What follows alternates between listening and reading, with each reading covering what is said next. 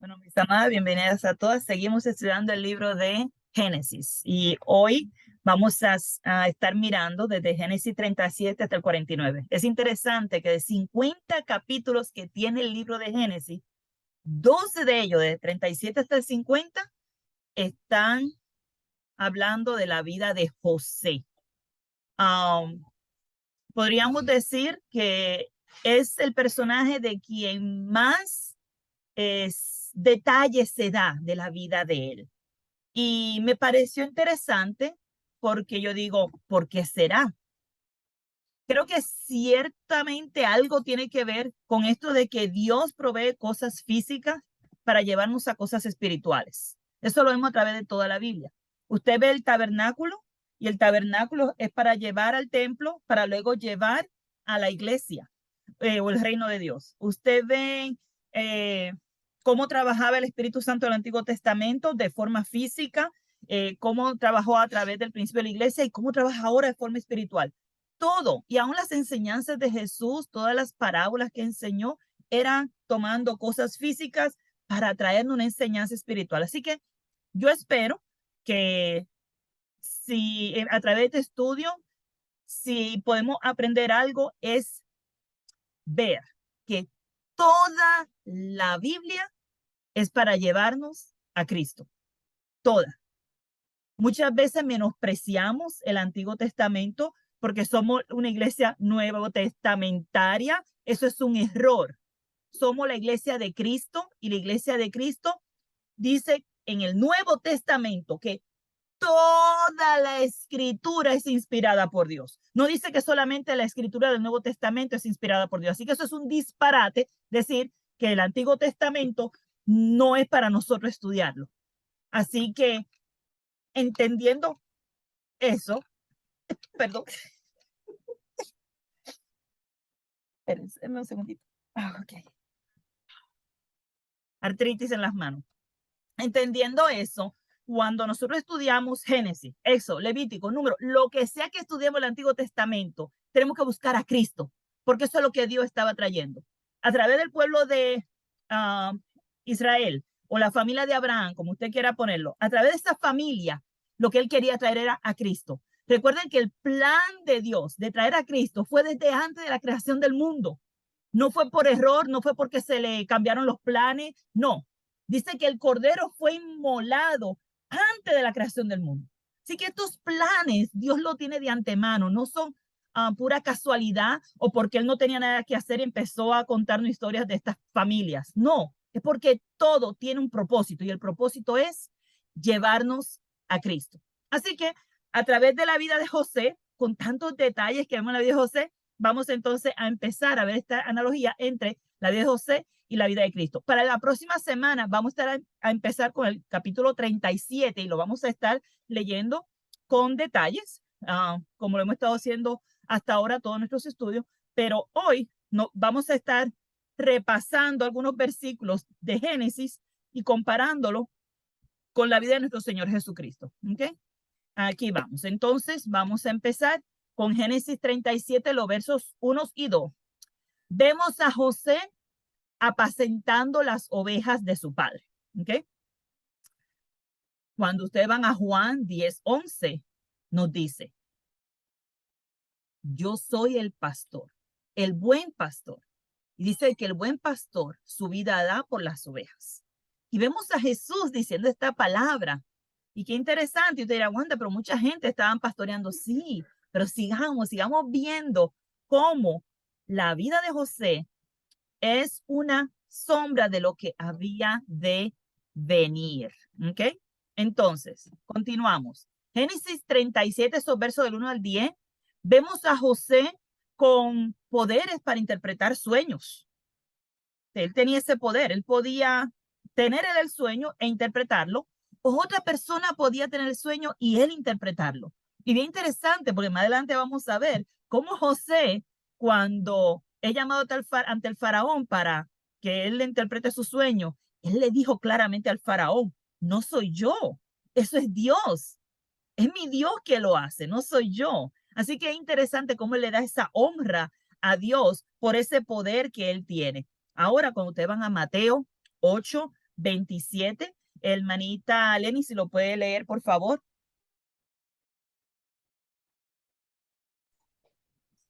Dice, y los hombres se maravillaron diciendo, ¿quién es este? Que aún los vientos y el mar le obedecen.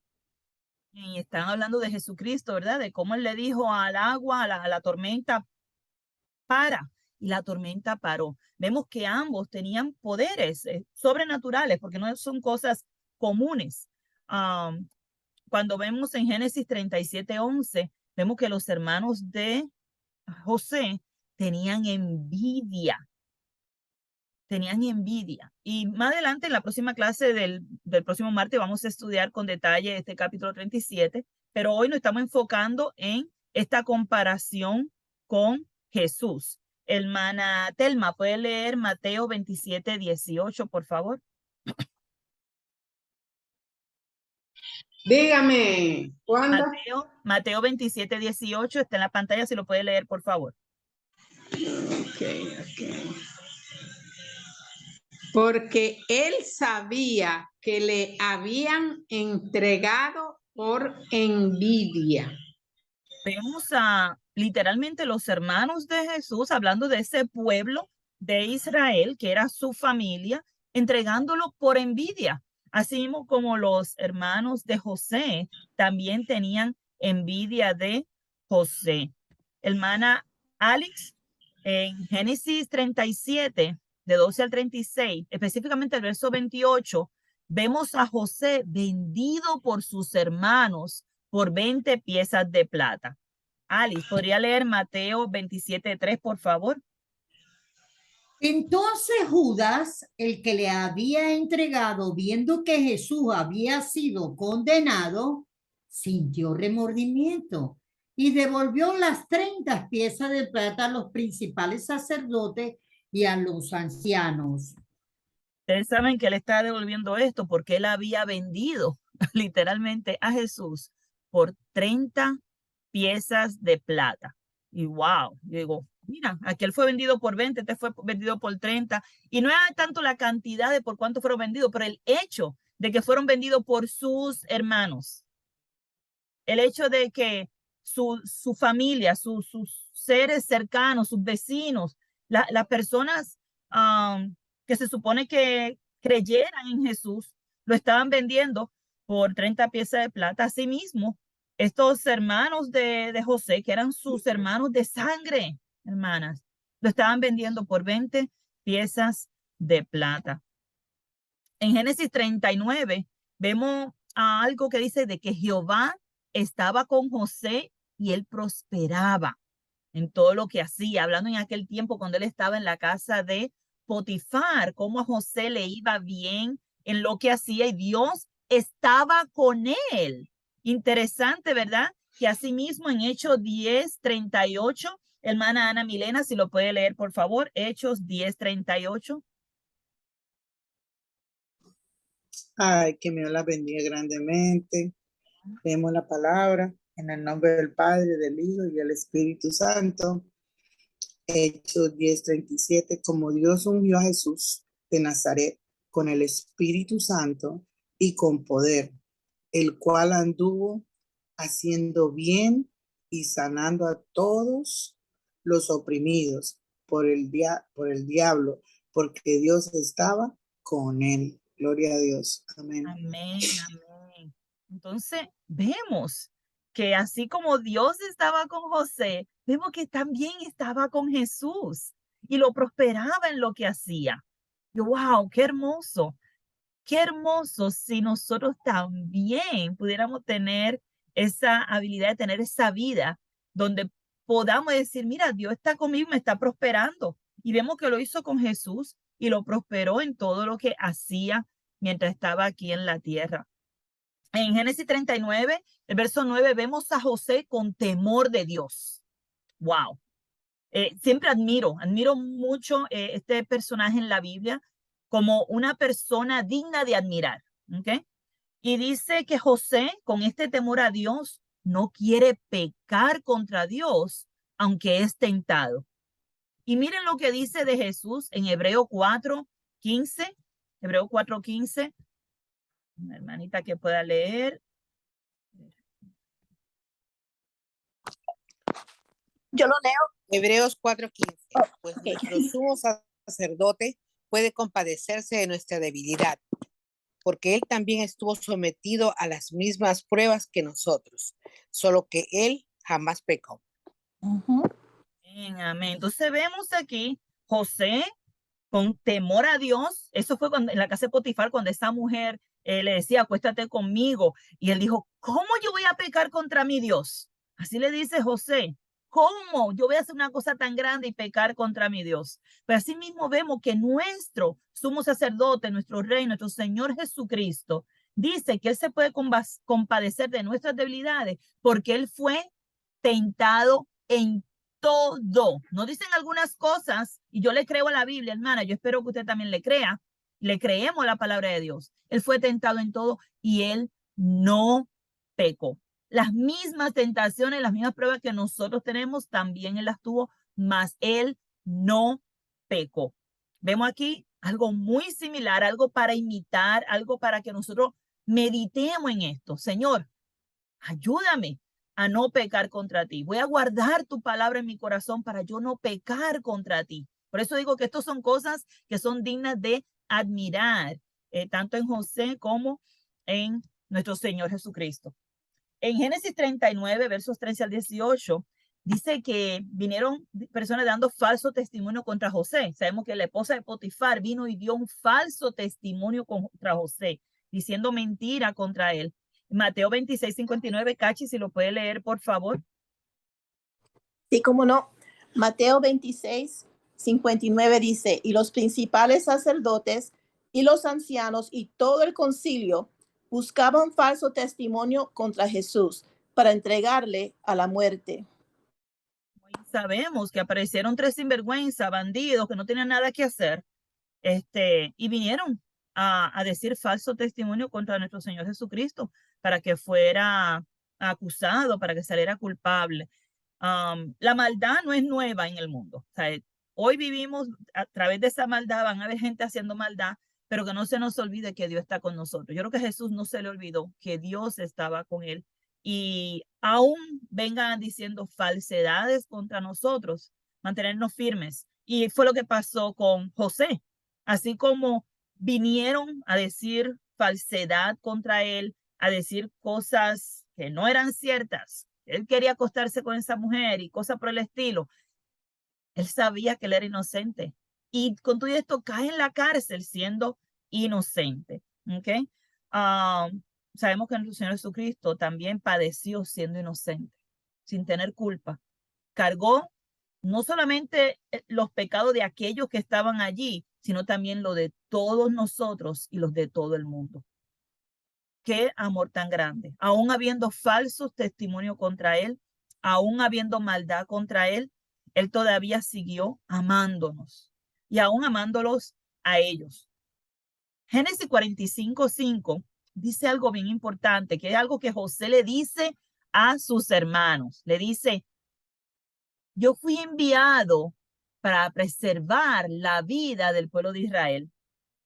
Él dice a sus hermanos, miren, no fueron ustedes. Dios me mandó para preservar la vida de nuestro pueblo. Él reconoció que él estaba en los planes de Dios.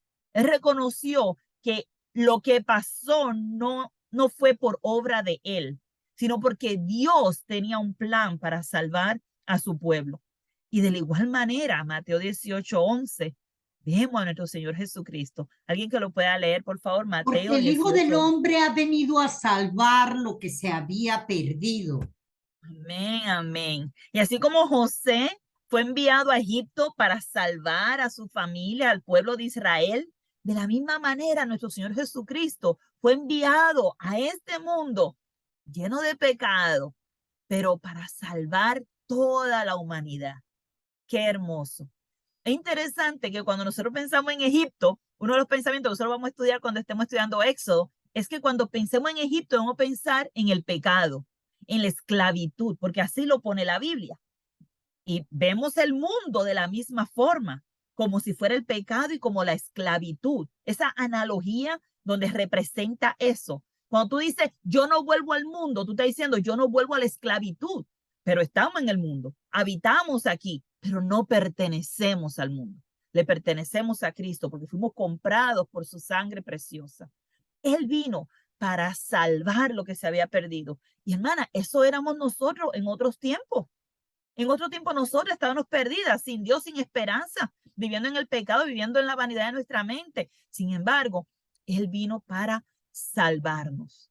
¿Saben que si José no llega a tener este poderío y no llega a hacer todo lo que Dios le puso que hiciera, el pueblo de Israel se hubiese desaparecido porque hubiese muerto de hambre? Increíble. El pueblo de Israel hubiese muerto de hambre si no es porque Dios mandó a José a Egipto para salvarlos. Y de igual forma, nosotros estuviéramos muertas de nuestros delitos y pecados si no es porque Jesús vino a salvarnos. Vino a nuestro Egipto cuando nosotros estábamos en Egipto. Sí, cuando nosotros estábamos en la idolatría, cuando estábamos en la esclavitud, Él vino a salvarnos. Vino a dar su vida por nosotros. Qué amor tan grande. Qué amor tan grande. En Génesis 45:8 vemos que José fue puesto como gobernador en toda la tierra de Egipto. Oigan esto. Dice que después de Faraón, el que tenía más poder era José. O sea, el segundo en todo Egipto que tenía poder era José. Miren a la altura que Dios lo subió. ¿Ok? Un hombre que se mantuvo firme, que sufrió, que pasó calamidades. Esas son cosas que vamos a ver más adelante cuando estudiemos el capítulo 37. Sin embargo, Dios lo subió hasta lo sumo. No sé si a su mente le llega a la mente Filipenses 2, donde dice que Jesús fue humillado al punto que se rebajó, se despojó de todo. Y dice que Dios lo subió hasta lo más alto. Le dio nombre que es sobre todo nombre, para que en el nombre de Él se doble toda rodilla. Pero le traje Mateo 28:8 hablando de lo que es la autoridad. ¿Ok? José tenía autoridad sobre todo Egipto. El único por encima de él era el faraón, al punto que el faraón simplemente dejaba todo en la mano de José. Hagan lo que José les diga. José está encargado de manejar mi dinero, mis bienes, todo lo mío lo maneja José. De igual forma vemos a Jesús en Mateo 28:8, una hermanita que lo lea, por favor, Mateo 28:8. Amén. Y Ajá. acercándose Jesús le habló, diciendo, toda autoridad me ha sido dada en el cielo y en la tierra.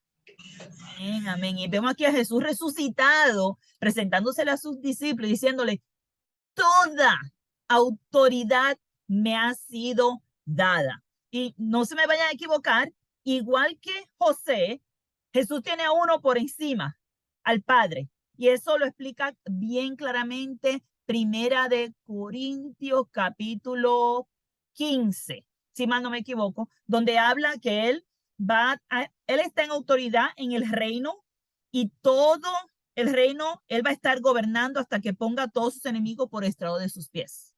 Y el último enemigo que va a vencer es la muerte. ¿Ok? Y cuando eso suceda, entonces dice que él va a entregar el reino al Padre. Y luego él también se va a poner debajo del Padre. O sea, ahora mismo él tiene toda la autoridad porque Dios se la ha dado. Miren cómo de la misma forma el faraón le dio toda esa autoridad a José. Y déjeme decirle, en el tiempo de José, Egipto llegó a ser una gran potencia, hablando de una potencia mundial, porque muchas personas, para poder mantenerse vivos, para conseguir comida, vendían sus tierras. Y dice que en los tiempos de José, el faraón se enriqueció en gran manera a causa de los negocios que José estaba haciendo. Las personas para poder comer le daban las tierras a Faraón. Dale, coge las tierras y total no hay comida para poder tener trigo, para poder tener comida. Así que de la misma forma vemos que Dios, el Padre, le ha dado toda esta autoridad. Ha puesto la iglesia, lo ha puesto como cabeza de la iglesia, lo ha puesto con autoridad, dice, toda autoridad en el cielo. No sé si ustedes lo sabían, pero en el cielo hay una jerarquía donde está el Padre, está el Hijo, y luego los demás tienen todo que someterse a Él, ¿ok? Dice en Apocalipsis, creo que el capítulo 2, que el cielo fue limpiado con la sangre de Cristo y ninguna cosa inmunda puede entrar allí. Hermana, de la misma forma nosotros hemos sido limpiadas con la sangre de Cristo. Nuestros pecados han sido perdonados. Se supone que ninguna cosa inmunda entra en nuestras vidas, hermana. Se supone que nosotros seamos ese santo templo donde nuestro Señor, donde el Espíritu de Dios pueda morar. Así que vemos hombres con esta autoridad dada por uno superior y vemos que tanto José como Jesús tuvieron esa autoridad. Tuvo José, Jesús todavía la tiene hoy día y la va a seguir teniendo hasta el final de los días cuando entregue todo al Padre. ¿Okay? En el capítulo 45 vemos a José perdonando a sus hermanos.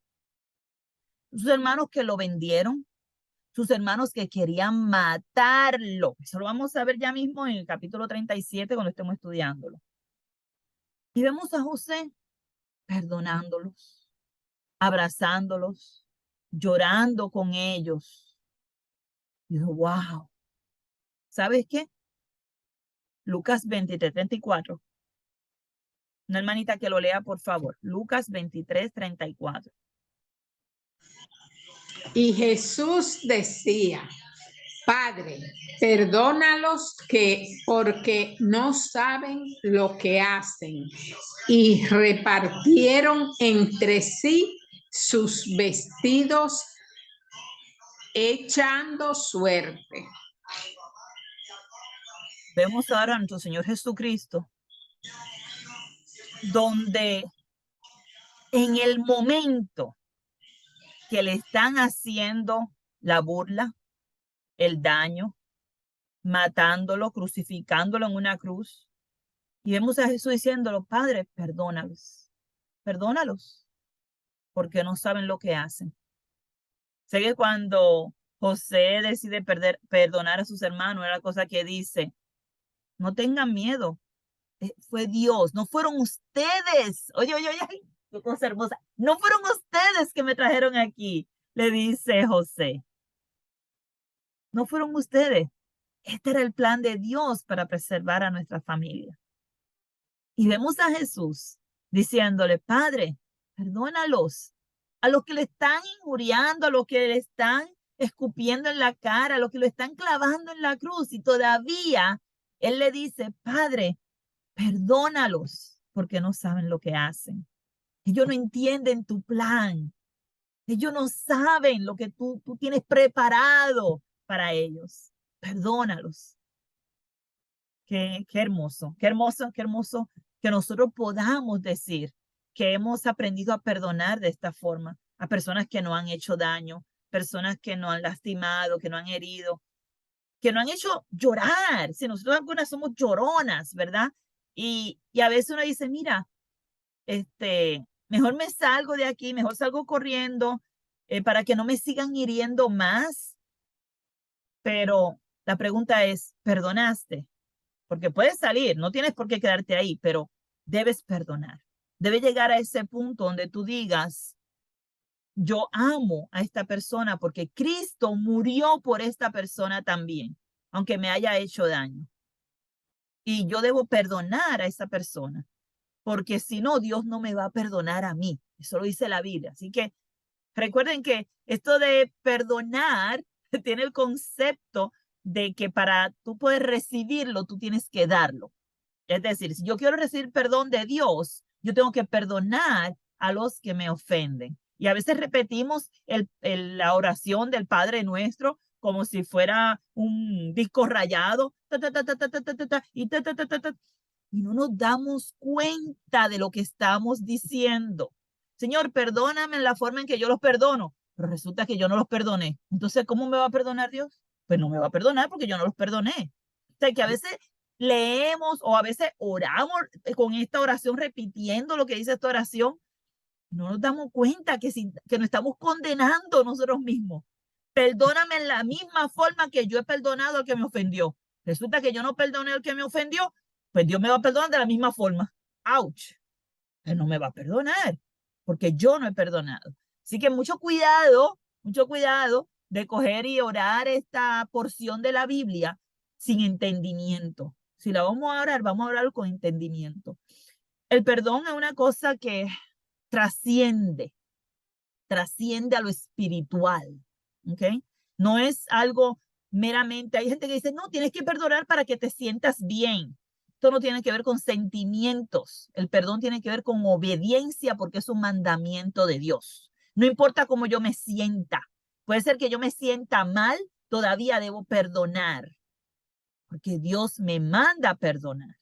Así que no es un asunto de cómo me siento, sino cómo obedezco a mi Señor. ¿Cómo quiero yo recibir perdón? De eso es que se trata. De eso es que se trata el perdón. Así que vemos una característica aquí, tanto en José como en Jesús, que los vemos obedeciendo al Señor, ofreciendo ese perdón sin esperar nada de cambio. No es de que, bueno, yo te perdono, pero tú tienes que hacer lo que yo te digo si tú quieres yo te perdone. ¿Se imagina a Jesús diciendo eso en la cruz? Padre, perdónalo, pero espérate, perdónale solamente si hacen lo que yo digo, si no, no lo perdone. No, ya él estaba ofreciendo el perdón sin que esa persona todavía haber obedecido a Dios, sin esa persona todavía haber pedido perdón. Esa persona que le estaban haciendo daño, Jesús estaba pidiendo que Dios los perdonara. Wow. ¿Podemos nosotros pedirle a Dios que perdone a alguien que no haya ofendido o a alguien que está viviendo en desobediencia delante de Dios? Padre, perdona a esta persona, perdónale este pecado que está haciendo contra mí, porque estas personas estaban pecando contra Jesús. Y él dice, Padre, no le tome en cuenta este pecado, por favor. Cuéntale los otros, pero este no se lo cuente. Algo así. Eso lo añadí yo. La Biblia no dice eso. Pero Jesús dice, no le tome en cuenta este pecado. ¿Okay? Perdónalos porque ellos no saben lo que están haciendo. Así que es interesante cómo podemos ver esta comparación de estos dos personajes, uno del Antiguo Testamento, uno del Nuevo Testamento. Son familia, porque recuerden que Jesús viene de esa descendencia de esa familia, que es de la familia de Israel, la familia de Jacob, la familia de Isaac, la familia de Abraham. ¿Okay? Miren cómo Dios viene desarrollando, trayendo en la Biblia, porque lo vemos en la Biblia, y el propósito es para nuestro beneficio, recuerden. A través de toda la Biblia vamos a encontrar personajes, nosotros lo contamos como personajes de la Biblia, pero son personas reales que vivieron a través de la historia y que demostraron con su forma de vivir que se puede agradar a Dios. Oigan bien, que se puede agradar a Dios. Nosotros hoy día tenemos esta excusita que el diablo se ha inventado y que la iglesia lo anda promoviendo. Nadie puede ser perfecto, nadie puede vivir como vivió Jesús. Pero miren, aquí yo encontré uno, José. José es un ejemplo de esos hombres que fueron fieles a Dios en todos sus caminos. Y yo puedo buscarle más, porque lo he estudiado. Miren a Daniel, un hombre que en todos sus caminos, fiel al Señor, y el Señor lo prosperaba y el Señor estaba con él. Miren a Esdras, miren a Nehemías. Si ustedes estudian la vida de estos hombres, ustedes van a ver que estos son hombres valientes y que se decidieron a seguir a nuestro Señor. ¿Cuánto más nosotras, que tenemos tanta nube de testigos, como dice allí Hebreo, cuánto más nosotras que tenemos tanta evidencia en la Biblia, no nos vamos a conducir de una forma piadosa en toda nuestra manera de vivir? O estamos sin darnos cuenta, deslizándonos y dejándonos llevar por la corriente del mundo. Sin darnos cuenta, vivimos igual que el resto del mundo y no se puede ver la diferencia entre ellos y nosotros. Aquí hay hombres y hoy estamos viendo a José, porque es lo que vamos a estar estudiando. Quiero que vayan, cuando vayamos a estudiar la vida de José, quiero que su mente esté abierta a verlo, no como unos muñequitos, porque algo que me da coraje es cómo se enfocan solamente en historias bíblicas para niños. Y solamente se enfocan como que en esos muñequitos y esas pequeñas historias que se le cuentan a los niños. Y no ven un carácter aquí, una personalidad para imitar. Pero, no, es un cuento de la Biblia, eso es una historia de la Biblia. Eso es para niños. No, hermanas, mucho cuidado que no menospreciemos las escrituras, porque toda la escritura es inspirada por Dios y es útil para enseñar, para instruir en justicia, a fin de que el hombre o la mujer de Dios estén enteramente preparados para toda buena obra. Eso lo dice 2 Timoteo capítulo 3, versos 16 y 17. Así que cuidado que no menospreciemos el Antiguo Testamento, pensando lo que andan promoviendo de que nosotros somos iglesia nueva testamentaria. Eso ni siquiera existe en la Biblia. Usted nunca va a escuchar ese término en la Biblia. Va a escuchar iglesia de Cristo. Eso sí lo va a escuchar. Pero de que iglesia nueva testamentaria, ese término no existe en la Biblia. No, porque nosotros solamente seguimos el Nuevo Testamento. Nosotros no seguimos las leyes. Nosotros no estamos siguiendo las leyes, pero están ahí para instruirnos, para enseñarnos. Dice más. Dice el mismo Nuevo Testamento que está ahí como ejemplo para que nosotros no hagamos lo mismo que ellos hicieron. Hablando de lo que hicieron mal, claro está. Para que no codiciemos como algunos de ellos codiciaron y perecieron. Para que no murmuremos como muchos de ellos murmuraron y allí en el desierto quedaron postrados. El Antiguo Testamento está ahí para que la iglesia lo vea como ejemplo de cómo Dios trabaja con su pueblo y cómo Él no va a dejar de trabajar con su pueblo, porque nosotros somos su pueblo. Así que para la próxima semana vamos a estar viendo el capítulo 37 de Génesis. Espero que se animen a leerlo, se animen a escudriñarlo, a entenderlo y a ver ahora a José con otros ojos. No quiero que lo vean como los muñequitos y los cuentos para niños. Quiero que lo vean como un personaje que puedo imitar, porque es un hombre que con su vida nos dio ejemplo de que sí se puede vivir como vivió nuestro Señor Jesucristo. Y a nosotros nos dan mandamiento de vivir como vivió nuestro Señor Jesucristo. Así que oremos, hermanas, para terminar esta sección. Hermana Ali, ¿no puede ir en oración para terminar esta parte, por favor? Sí, claro que sí, mi amada hermana. Oremos. Bendito Padre Celestial, dándote las gracias por el día, Señor, que nos regalaste hoy, el alimento en la mesa y todas las bendiciones, Señor, que nos diste en el día de hoy. Y muchas gracias por este estudio maravilloso, Señor, donde vemos en José la sombra de tu Hijo amado, nuestro Señor Jesucristo. Y muchas gracias, Señor, por también enseñarnos a través de este estudio, Señor, donde utilizaste a nuestra hermana Wanda, de que sí tenemos la oportunidad de ser mujeres perfectas, Señor, mujeres maduras en la fe, mujeres que siguen tus pasos, que buscan tu estatura y que sí la podamos alcanzar, porque para eso viniste a esta tierra, a dejarnos ejemplo de que también lo podemos lograr como humanas que somos, Señor. Muchas gracias por este estudio maravilloso, hermoso, Señor. Bendice la vida de todas y cada una de mis amadas hermanas que tuvieron en su corazón el querer como el hacer para estar presente y estar estudiando, meditando y de tu palabra. Muchas gracias, bendice sus vidas, sus familias, todo esto, Señor, en el nombre de tu Hijo amado. Amén.